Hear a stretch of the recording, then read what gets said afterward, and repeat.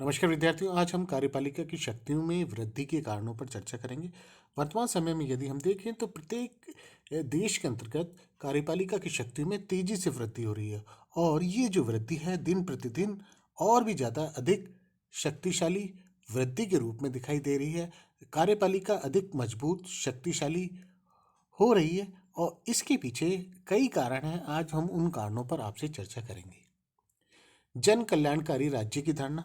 वर्तमान समय में यदि हम देखें तो प्रत्येक राज्य जन कल्याणकारी राज्य की स्थापना को लेकर इस धारणा को लेकर कार्य करता है और इस धारणा के अनुरूप जब कार्यपालिका कार्य करती है तो उसमें कार्यपालिका के द्वारा सामाजिक, आर्थिक, राजनीतिक और अन्य प्रकार के सुधार करने पड़ते हैं, योजनाएं अपनानी पड़ती हैं, कार्यक्रम अपनाने पड़ते हैं, नीतियों को संचालित करना पड़ता है। इस हेतु कार्यपालिका की शक्तियों में दिन प्रतिदिन वृद्धि हो रही है और कार्यपालिका जो समाज कल्याण की धारणा को लेकर कार्य कर रही है, इस धारणा के से उसकी शक्तियों में दिन प्रतिदिन वृद्धि हो रही है। दलीय पद्धति। वर्तमान समय में यदि हम देखें तो राजनीतिक दलों में एक व्यापक बदलाव आया है। राजनीतिक दल पहले से अधिक अनुशासित, संगठित दिखाई दे रहे हैं और राजनीतिक दलों में जो संगठन की जो व्यवस्था है वो मजबूत है। कठोर दलीय अनुशासन, मजबूत संगठन वह वर्तमान समय में राजनीतिक दलों का एक नया स्वरूप है और इस नए स्वरूप के रूप में यदि हम देखें तो राजनीतिक दल जब चुनाव की प्रक्रिया में भाग लेते हैं तो निश्चित तौर पर एक मजबूत संगठित सरकार का निर्माण करते हैं। जिस राजनीतिक दल को स्पष्ट बहुमत प्राप्त होता है वह मजबूत व स्थिर सरकार का निर्माण करता है। ये जो व्यवस्था है, मजबूत और स्थिर सरकार की स्थापना वह बहुमत के द्वारा अपनाई जाने वाली जो प्रक्रिया है उसके अंतर्गत यदि हम देखें तो कार्यपालिका की शक्ति में वृद्धि हो रही है।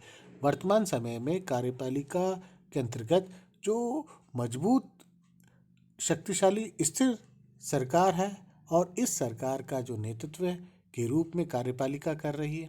कार्यपालिका दलीय पद्धति के आधार पर शक्तियों में वृद्धि का कारण बन रही है।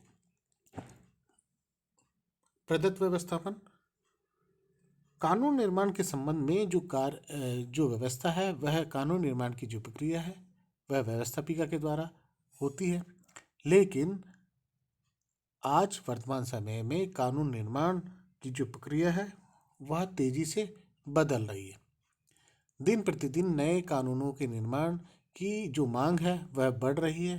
कानून निर्माण की जो प्रक्रिया है और भी ज़्यादा जटिल हो रही है और प्राय सभी कानून का निर्माण व्यवस्थापिका के द्वारा संभव नहीं हो पा रहा है। व्यवस्थापिका कार्यपालिका के विभिन्न विभागों के संयोग से कानून का निर्माण कर रही है। कानून निर्माण की जो प्रक्रिया है उस प्रक्रिया को कार्यपालिका के द्वारा संपन्न किया जा रहा है। कार्यपालिका कानूनों का निर्माण कर रही है और ये जो निर्माण की जो प्रक्रिया है वो प्रदत्त व्यवस्थापन के द्वारा होती है और कानून निर्माण जब कार्यपालिका के द्वारा हो रहा है तो उसकी शक्तियों में और भी ज़्यादा वृद्धि हो रही है। नियोजन।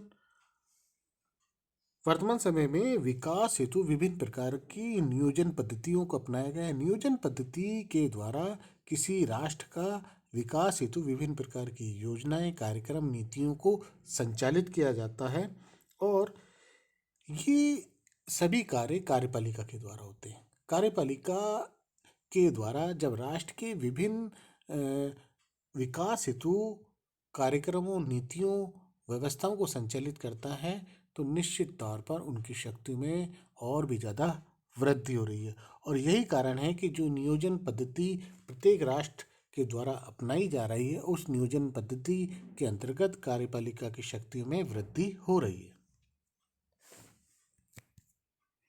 अंतर्राष्ट्रीय संबंध एवं विदेशी व्यापार। प्रत्येक राष्ट्र अंतर्राष्ट्रीय संबंध व विदेश नीति को संचालित करता है और राष्ट्र का जो वास्तविक आधार है वह अंतर्राष्ट्रीय संबंध और विदेश नीति के द्वारा तय होता है। अतः राष्ट्र इस हेतु विभिन्न राष्ट्रों से संधि समझौते करता है, व्यापारिक नीति तय करता है, व्यापारिक समझौते करता है। अंतर्राष्ट्रीय संबंध के द्वारा अंतर्राष्ट्रीय संबंधों को संचालित करने के लिए कार्यपालिका विभिन्न प्रकार की नीतियों को संचालित करता है। कार्यपालिका के द्वारा अंतर्राष्ट्रीय संबंधों के संबंध में नीतियाँ, कार्यक्रम, व्यवस्थाएं, संधि, समझौते होते हैं और ये सभी कार्य कार्यपालिका के द्वारा होते हैं। इस कारण जब कार्यपालिका अंतर्राष्ट्रीय संबंधों को, अंतर्राष्ट्रीय व्यापार को संचालित करती है, नेतृत्व करती है, व्यवस्थापन संबंधी समस्त कार्य कार्यपालिका के द्वारा होते हैं, तो कार्यपालिका अत्यंत शक्तिशाली व मजबूत दिखाई देती है। इस कारण कार्यपालिका की शक्तियों में वृद्धि हो रही है। मंत्रिपरिषद द्वारा व्यवस्थापिका को विघटन की शक्ति। मंत्रिपरिषद व्यवस्थापिका को विघटन कर सकती है। कार्यपालिका जो व्यवस्थापिका के प्रति उत्तरदायी है, लेकिन ये जो व्यवस्था है वह नाम मात्र के रूप में दिखाई देती है। वास्तविक तौर पर यदि हम देखें तो प्रत्येक राष्ट्र में कार्यपालिका की शक्तियों में दिन प्रतिदिन वृद्धि हो रही है और कार्यपालिका व्यवस्थापिका के प्रति उत्तरदायी की जो व्यवस्था है वह केवल नाम मात्र की दिखाई देती है। वास्तव में यदि हम देखें तो कार्यपालिका या मंत्रिपरिषद कभी भी व्यवस्थापिका को विघटित कर सकती है। नेतृत्व की आवश्यकता। वर्तमान समय में यदि हम देखें तो प्रत्येक राष्ट्र में जो राष्ट्र का जो नेतृत्व करता है वह राष्ट्र की विकास की व्यवस्थाओं को तय करता है, राष्ट्र को मजबूत करता है, व्यवस्थित करता है। संसदीय शासन में यदि हम देखें तो प्रधानमंत्री के द्वारा नेतृत्व किया जाता है। अध्यक्षात्मक शासन व्यवस्था में यदि हम देखें तो राष्ट्रपति के द्वारा नेतृत्व किया जाता है। अतः नेतृत्व की जो व्यवस्था है वह केवल कार्यपालिका में ही संभव है। व्यवस्थापिका नेतृत्व की व्यवस्था को पूरी नहीं कर पाती, व्यवस्थित नहीं कर पाती, उस नेतृत्व की आवश्यकताओं को पूरी नहीं कर पाती है और व्यवस्थापिका में नेतृत्व संभव नहीं है। इस कारण यदि हम देखें तो कार्यपालिका के द्वारा ही ये नेतृत्व किया जा सकता है। इस कारण से कार्यपालिका की शक्तियों में और भी ज़्यादा वृद्धि हो रही है। आधुनिक समस्याओं की जटिलता। वर्तमान समय में यदि हम देखें तो प्रत्येक राष्ट्र में आधुनिक समस्याएं बढ़ती जा रही हैं और ये जो समस्याओं के निराकरण हेतु विशेष ज्ञान की आवश्यकता होती है, विशेष अनुभव की आवश्यकता होती है और विशेष योग्यता की आवश्यकता होती है और ये सभी आवश्यकताओं की पूर्ति कार्यपालिका के द्वारा संभव है। कार्यपालिका में योग्य, अनुभवी, विशेषता रखने वाले जो नेतृत्वकर्ता होते हैं संयोगी व्यवस्था के रूप में यदि हम देखें तो कार्यपालिका का व्यापक प्रशासनिक आधार होता है और ये सभी समस्याएं उनके द्वारा सुलझाई जाती हैं। इस कारण से कार्यपालिका इन जटिल समस्याओं को सुलझाने का पूर्ण प्रयास करती हैं और कार्यपालिका की शक्तियों में वृद्धि के कारणों में एक ये प्रमुख कारण भी दिखाई देता है कि कार्यपालिका के हाथों में समस्त शक्तियां होने के कारण इन समस्याओं का निराकरण संभव हो पाता है। अतः वर्तमान समय में राष्ट्र के सम्मुख जो विभिन्न प्रकार की जो समस्या आती हैं उन समस्याओं का निराकरण कार्यपालिका के द्वारा ही तय होता है।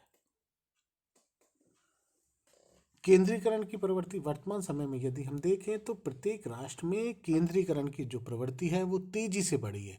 हर राष्ट्र अपने आप को केंद्रीय रूप से शक्तिशाली बनाने के प्रयास में जुटा हुआ है और ये जो केंद्रीकरण की प्रवृत्ति कार्यपालिका की शक्तियों में वृद्धि का एक कारण भी बनती है। आज हमने कार्यपालिका की शक्तियों में वृद्धि के कारणों पर आपसे चर्चा की है। कार्यपालिका जो प्रत्येक देश के अंतर्गत यदि हम देखें तो अधिक से अधिक शक्तिशाली हो रही है और इनकी शक्तियों में दिन प्रतिदिन वृद्धि हो रही है और व्यवस्थापिका की शक्तियों में ह्रास हो रहा है, उनकी शक्तियों में कमी हो रही है। कार्यपालिका की शक्तियों में तेजी से बढ़ोतरी हो रही है, लेकिन व्यवस्थापिका की शक्तियों में तेजी से कमी हो रही है, ह्रास हो रहा है। ये प्रमुख कारण रहे हैं जिनके कारण कार्यपालिका की शक्तियों में दिन प्रतिदिन वृद्धि हो रही है। धन्यवाद।